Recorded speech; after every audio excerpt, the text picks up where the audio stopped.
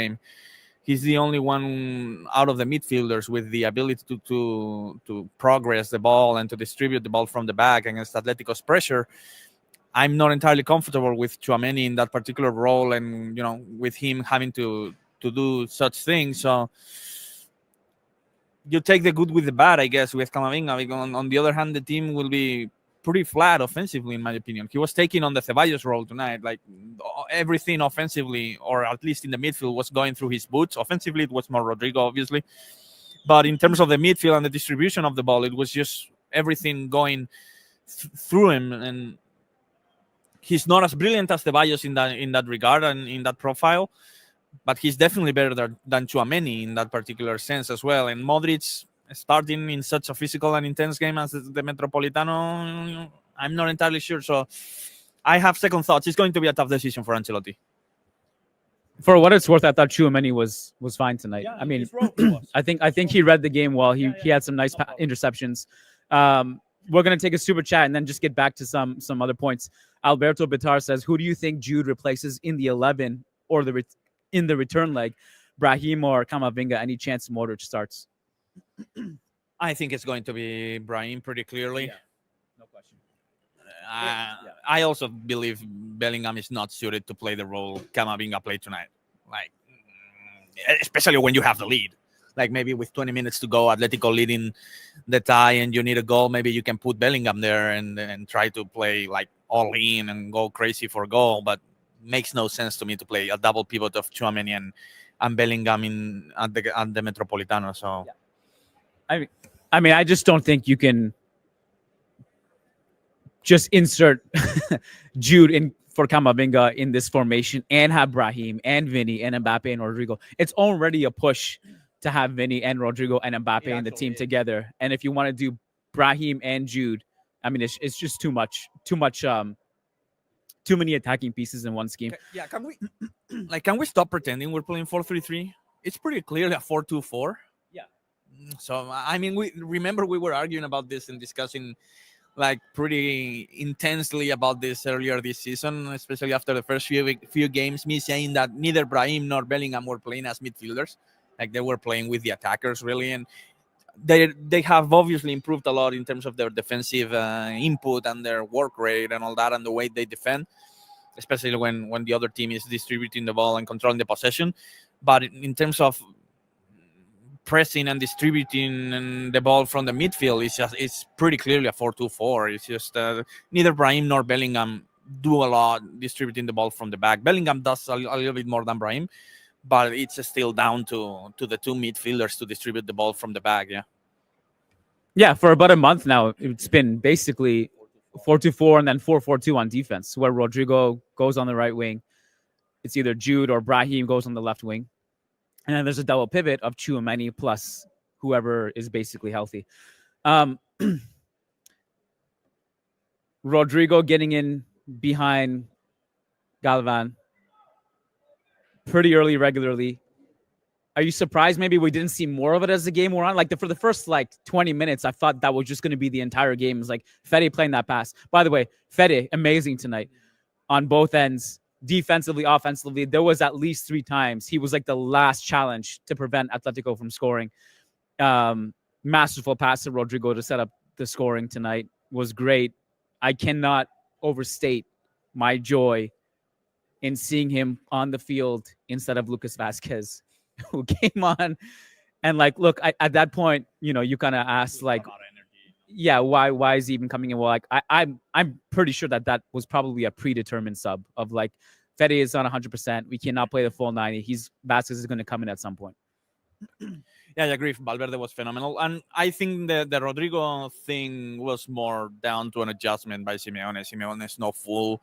Saw that Rodrigo was cooking Galan all night long and basically sent some help Galan's way to kind of stop Rodrigo more efficiently. So I think that's what happened ultimately. Rodrigo still obviously deserves a lot of credit. I think offensively he was Real Madrid's best player alongside Brahim. I don't actually know who won the player of the game award this UEFA distributes. Probably it was Brahim because of his goal was, well, I was going to say that his goal was better than Rodrigo. both great. it's arguable. All So 3 goals were bangers tonight. so yeah, but in any case, I think Rodrigo was phenomenal. Even though obviously Simeone sent some help Galan's way, and he was kind of checked a little bit more efficiently after the first 20 or 25 minutes. Timmy B super chat says we lack coaching, individual brilliance saved us. I mean, the process tonight, as we mentioned before, the process tonight wasn't great at all. So I cannot disagree with the fact that individual brilliance saved Madrid tonight. I mean, that's 100% right. On the other hand, it's true that in one particular play later in the game, an individual mistake by Mbappe actually cost Real Madrid the third goal, but the first 2 goals were down to individual brilliance and not an efficient offensive process for sure. We got to go down.